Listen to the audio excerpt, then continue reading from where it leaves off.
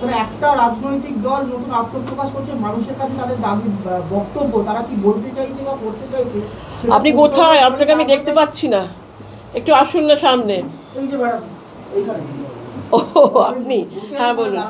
আচ্ছা আচ্ছা বলুন। সেই মানুষের কাছে যতক্ষণ আপনি আপনার দাবি দেওয়া বা বক্তব্যগুলো নিয়ে যাচ্ছেন ততক্ষণ মানুষের আস্থা, বিশ্বাসযোগ্যতা বা ভরসাটা পেতে সময় লাগবে। সেই জায়গায় প্রচারে বা মানুষের কাছে পৌঁছতে আপনাদের কি কোনো কৌশল বা কিছু দিচ্ছে?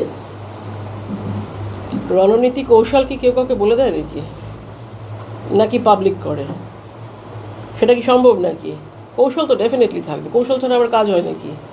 কৌশলও থাকে, রণনীতিও থাকে, সবই থাকে, কিন্তু নীতি বলে দেওয়া যায় না। সেটা পরিস্থিতির ওপর ডিপেন্ড করে, পরিস্থিতি কখন কীরকম আসবে তার উপর ডিপেন্ড করবে রণনীতি কী হবে, কৌশল কী হবে। হ্যাঁ, আশু কর্মসূচি হিসেবে কি ইলেকশন কমিশনের কাছে এই দাবি তোলা এগুলো কি রাখছেন? মানে সবই কর্মসূচি তো, রাস্তায় নামাটা তো একটা স্টার্ট বা একটা লোক মানুষের কাছে করার জন্য বা যে দাবি লোকসভাটা বেশি দিন বিধানসভাটা বেশি দিন বাকি নেই, সেটাই কি মানে কি কর্মসূচি আপনারা রাখছেন? সে দেখুন, কর্মসূচি তো একের পর এক আছেই। হ্যাঁ, ইলেকশন কমিশনকে গিয়ে বলা সেটা তো একটা বড় ব্যাপার নিঃসন্দেহে, কিন্তু আরও বিভিন্ন ব্যাপারে সোচ্চার হওয়া। এই যে রিসেন্টলি যে ঘটনাগুলো ঘটছে, স্বাস্থ্যর ওপরে রয়েছে, যেটা আমি বললাম আর্থসামাজিক বৈষম্য, সেটা নিয়ে আমি ভীষণভাবে সোচ্চার। কারণ দেখুন, আমরা তেজস থেকে আমি মনে করি যে পকেটে যদি টাকা থাকে না, কোনো ভাতা, ভিক্ষা, অনুদান, এই দান, ওই কিচ্ছু দরকার হয় না। আপনি নিজের বাড়ি তৈরি করতে পারবেন, আপনি নিজেই যেতে পারবেন, নিজেই ব্যবসা তৈরি করতে পারবেন। ফলে এটা ভেরি ইম্পর্ট্যান্ট যে বাংলার সাধারণ মানুষের হাতে টাকা থাকে, তার ব্যাংক ব্যালেন্স থাকে, তার পকেটে টাকা থাকে, এটা খুব দরকার। তো সুতরাং এটা তো আর নিশ্চয়ই একটা ইকোনমিক রোল ওভার ছাড়া তো হবে না। সুতরাং এই জিনিসটা নিয়ে আমরা সোচ্চার হব, কারণ আমি চাই বাংলার প্রত্যেকটি মানুষ অর্থ উপার্জন করুক।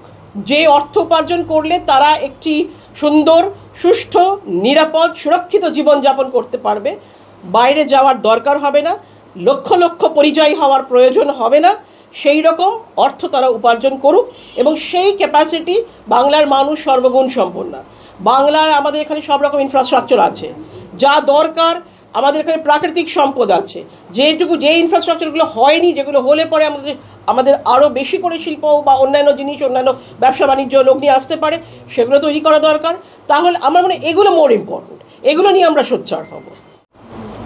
আপনার প্রথম প্রশ্ন, সংবিধান আমি হৃদয়ে রাখি, আমার মন মস্তিষ্কে সংবিধান থাকে, আর বেদ আমার চলার পথের পাথেয়। বেদ তো কোনো ধর্মের বই নয়, এটা একটা অর্ডার অফ লাইফ, জীবনের পথের পাথেয়। জীবনে চলার পথে আপনার বেদ লাগবে প্রত্যেক জায়গায়। এটা কোনো ধর্মের বই হিসেবে এখানে রাখা নেই, কিন্তু এটা আপনি বলতে পারেন আমাদের পথ নির্দেশক, আমাদের পথপ্রদর্শক, আমাদের পথ দেখাচ্ছে। আমি সেটাই মনে করি। আমার কাছে মহাভারতও রাখা রয়েছে, আমার কাছে বাইবেলও আছে, বুদ্ধের বইও আছে, সব কিছুই আছে। আমাদের তেজসে সবথেকে বড় জিনিস হচ্ছে আমরা ধর্মকে প্রাধান্য দিই না। ধর্ম, সম্প্রদায়, জাতি, রং, লিঙ্গ, শিক্ষাগত যোগ্যতা, বয়স, সমস্ত কিছু নির্বিশেষে তেজসে আসতে পারে। তেজস সবার জন্য দাঁড়ায়। ফলে কোনো পার্টিকুলার বই থাকলে, যেটা হয়তো আপনার চোখে পড়ছে বেদটা বলে আপনি দেখলেন, আপনি একটু ঘুরলে দেখতে পাবেন এখানে কিন্তু গীতাও আছে, মহাভারত আছে, বাইবেল আছে, সবই আছে এখানে। সুতরাং ধর্মের ওপরে ভিত্তি করে বই রাখা হয় না। এগুলো এক হচ্ছে পড়ার জন্যে, আর দ্বিতীয় হচ্ছে এগুলো আমাদের মন মস্তিষ্কের হৃদয়ে থাকলে আমার সামনের দিকের পথে চলার পথটা আমার খুব প্রশস্ত এবং খুব পরিচ্ছন্ন থাকবে। আমি সেই জন্যেই এগুলো আমি মনে করি এগুলো প্রত্যেকেই রাখা উচিত, প্রত্যেকেই একবার করে পড়া উচিত, সব কিছু পড়া উচিত, তবে আউটলুকটা অনেক ব্রড হয়। আর দ্বিতীয়ত, আপনার কথা অনুযায়ী ভোট ভাগ হবে, কিসের ভোট ভাগ হবে? ভোট ভাগ হওয়ার তো আমি কোনো কিছু দেখছি না। মানুষ যাকে মনে করবে তাকে গ্রহণ করবে। মানুষ যদি মনে করে যে এটা বিকল্প, তেজস জনকল্যাণ বিকল্প, রাজনৈতিকভাবে তারা বিকল্প, তাদের কথা বলছে, এবং সবাইকেই তো তারা 5 বছর, 10 বছর, 15 বছর, তারও বেশি চান্স দিয়েছে। একবারের জন্য যদি তেজসকে ক্ষমতায় আনে, একবারের জন্য যদি তাদেরকে সুযোগ দেয়, আশীর্বাদ করে, তাহলে মানুষ দেখবে, মানুষ বুঝবে। মানুষ যদি বোঝে যে না, এদেরকে সুযোগ দেওয়া উচিত, এরা কাজ করবে, এরা যেটা বলছে সেটা গ্রহণযোগ্যতা আছে, তাহলে মানুষ দেবে। আমি এখানে ভোট ভাগাভাগির কোনো ব্যাপার দেখি না, এখানে ভোট ভাগাভাগির কোনো ব্যাপার নেই। মানুষ যাকে পছন্দ করবে মানুষ তাকে ভোট দেবে, এবং সেটা সবসময় হয়ে এসছে, আজও হবে, ভবিষ্যতেও হবে। এগুলোর তো মূল কারণই হচ্ছে এই যে যেটা বললাম, আর্থসামাজিক বৈষম্য। ঘরে টাকা নেই, পকেটে টাকা নেই, কোথাও টাকা নেই, এদিকে আমার চাহিদা আছে, আমার ব্যক্তিগত চাহিদা আছে, পারিবারিক চাহিদা আছে, সামাজিক চাহিদা আছে, সব রকম আমি মেটাবো কোথা দিয়ে? তাই জন্যেই অন্যায় হচ্ছে, অপরাধ হচ্ছে, ক্রাইম হচ্ছে। আপনি এইটাকে যদি অ্যাড্রেস করেন, এই আর্থসামাজিক মানুষের পকেট, যেটা আমি বারবার বলছি, বাংলার ছেলেমেয়েদের পকেটে, বাংলার মানুষের হাতে টাকা দেওয়া হোক, পকেটে টাকা দেওয়া হোক, তাদের রোজগার করার ক্ষমতা করিয়ে দেওয়া হোক, তাহলে পরে দেখবেন অটোমেটিক্যালি ক্রাইম অপরাধ নেমে যাচ্ছে।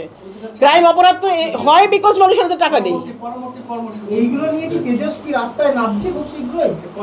হ্যাঁ, রাস্তায় তো নামতেই হবে, মানুষের কথা তো বলতেই হবে, ডেফিনেটলি এটা তো বলতেই হবে। জনসংযোগ কি রয়েছে সেটা একটু যদি জানান। জনসংযোগ সবভাবেই, মানুষের সাথে সাথে গিয়ে কথা বলা, প্রত্যেকটা জায়গায় যাওয়া, ডিজিটাল মাধ্যম আছে, বিভিন্নভাবে মানুষের সঙ্গে তো আমরা যে কথা বলছি। এবং আপনাকে আমি একটা কথা বললাম না, যে তৃষ্ণার্ত ক্ষুধার্তকে গিয়ে গিয়ে দিতে হয় না, নাও ভাই তোমার তেষ্টা পেয়েছে, এক গ্লাস জল খাও, দরকার নেই, আপনি রেখে দিন, ও ঠিক চলে আসবে। যার দরকার সে ঠিক চলে আসবে, সে ঠিক এসে যোগদান করবে।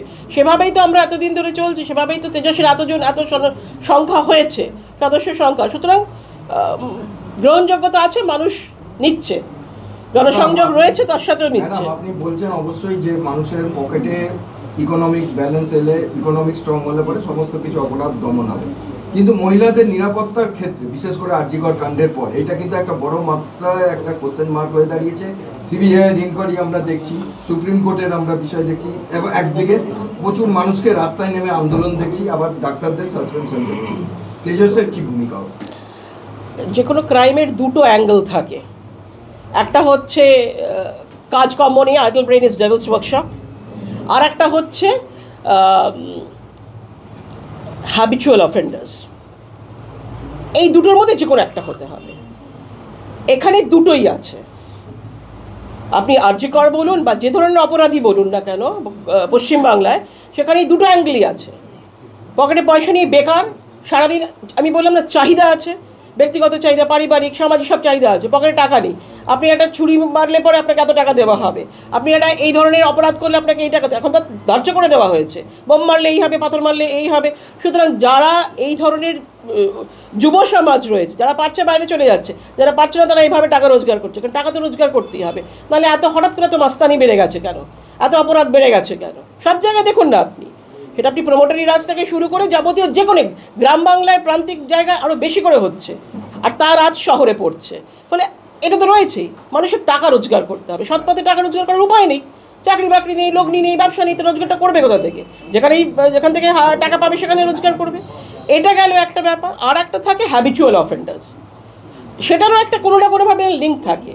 হ্যাবিচুয়াল অফেন্ডার্স এই ধরনের একটা সাংঘাতিক, মানে অপরিকল্পনীয়, অকথ্য এ ধরনের অপরাধ তারাই করতে পারে যারা মানসিক প্রকৃতস্থ নয়, বিকারগ্রস্ত। সুতরাং তারা বিভিন্নভাবে নেশাগ্রস্ত থাকে, এই নেশাগ্রস্ত থেকে তাদেরকে এই ধরনের কাজ করিয়ে নেওয়া হয় বিভিন্নভাবে। সুতরাং কেন নেশাগ্রস্ত হয়, সেটাও আবার এইভাবেই কানেক্টেড। পকেটে নেই পয়সা, কোনোভাবে রোজগারের পথ নেই, ওই নেশাগ্রস্তভাবে থেকে যায়, যাতে করে এই সমস্ত মাথায় না আসে নেশা। আর এদেরকে তো কিছু কিছু রাজনৈতিক দল এদেরকে তো পুষে রাখে, এদেরকে তো রেখে দিচ্ছে এই ধরনের কুকর্ম করার জন্যে। যেই মোমেন্টে আপনি তার কাছে টাকা দেবেন, যেই মোমেন্টে তাকে আপনি রোজগারের পথটা দেখিয়ে দেবেন, তো সে তো আর আপনার এই ধরনের কুকর্মের মধ্যে আসবে না, সে জানবে আমি সৎ পথে রোজগার করতে পারবো। ফলে আসল মেইন পয়েন্টটাই হচ্ছে আর্থসামাজিক বৈষম্য।